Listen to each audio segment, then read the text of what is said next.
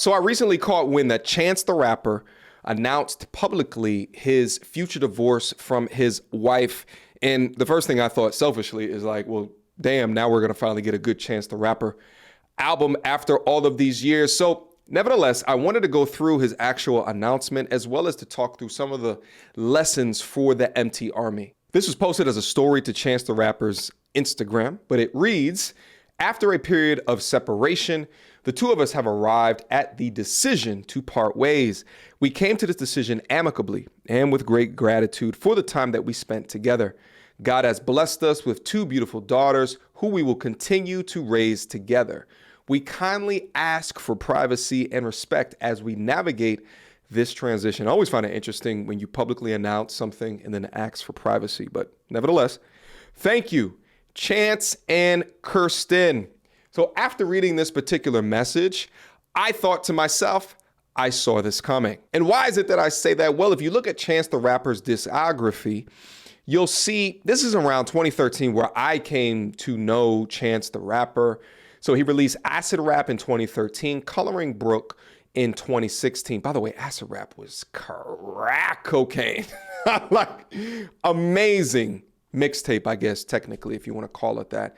His first studio album, which came out in 2019, The Big Day, was an album about, you guessed it, or maybe you didn't, because this is probably going to sound ridiculous to you.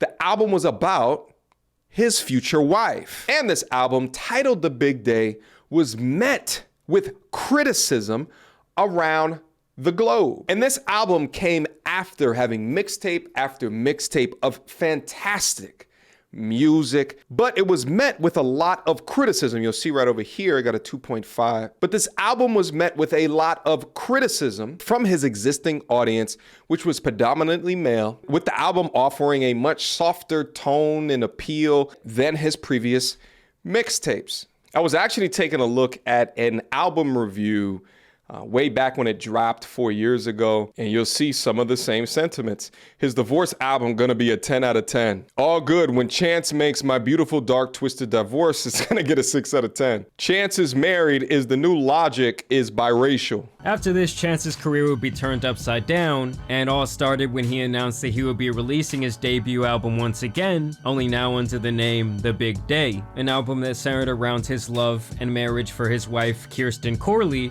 who he had recently gotten married to prior to the release of this album. Unlike all of his previous work, Chance would no longer care for the opinions of people he had around him before, like his former manager, and would choose to basically ride this one out with his brother and father being his sounding board for what was basically good. I mean, honestly, it sounds like he wanted a bunch of yes men around him for this project. This would be a costly decision, as The Big Day was met with massive criticism and social media ridicule. He would become a meme as fans and skeptics alike joined in on hating this album, telling him things like he needed to go back to the acid, that they missed the old him, and basically that his Linsanity run was over. In short, people felt that the album was inconsistent in terms of its quality and lacked the cohesion of his previous work. Some critics also felt the album's 22 tracks were too long, and that his attempt to balance his personal life with his music didn't always come together effectively. We already knew Chance was sensitive to naysayers, as in years past he had critical articles about himself removed from the internet, so it was clear the hate was really getting to him,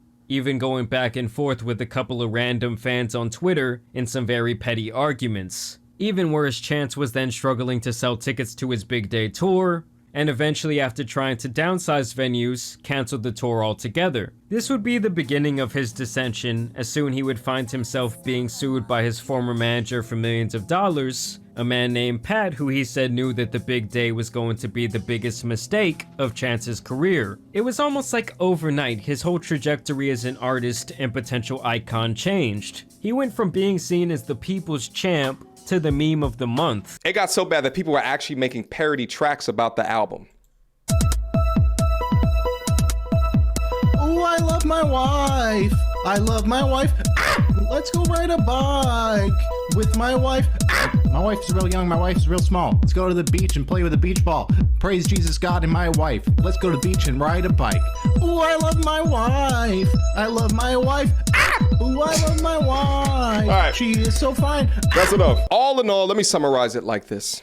Similar to If you go woke, you go broke. If you go simp, you go gimp. Chance, to make an entire album when you were the star, you were the talent, you were the reason for the status, the power, the money around you. To dedicate all that effort into doing that for public consumption, foregoing what your audience thinks, foregoing what your manager is saying, is about the most simpiest shit that I've ever heard of. But newsflash, Chance, and this goes to all the men that are watching this right now, the more that you put a woman on a pedestal, the worse that they will treat you. Because if you treat them like a star, then they will treat you like a fan. And really, when you think about it from Chance's perspective, like, what really is the reason of doing all of this? And I think that it comes from a deep-seated insecurity to think that this is what's needed in order to profess your love to your girl. See, men like Chance have fed into the Disney fairy tale. They've grown up watching the knight in shining armor, doing everything to show how much that he loves this woman with his rolled colored glasses, unaware of the true nature of both men and women that can help them increase the chances of a long-lasting bond in marriage and relationship. Simping is never pimping. But I know this for sure, is that his music coming in the next couple of weeks to months, maybe even a year, is gonna be complete and utter fire. You got too comfortable with your love shit, Chance. Get back in the studio, be a man, grow up, and make some fire for your fans, my G. Okay, because I just saw a post. I want to input my $1.98 into the conversation about women using men for free meals. Yes, I said $1.98 because after listening to this, you can keep your 2 cents. No, that wasn't original, but it's clever, huh? It's cute. I like it. Anywho, you invite me on a date, on an outing. I don't like calling it a date because that comes with expectations, and that's something else. But you invite me on an outing, okay? If I accept, this is me. If I accept, I am going with the possibility that I may pay for at least myself. Now wait, before you go calling me a pick-me, or before the men get excited, chill. First of all, going into something with expectations is how you get disappointed, okay?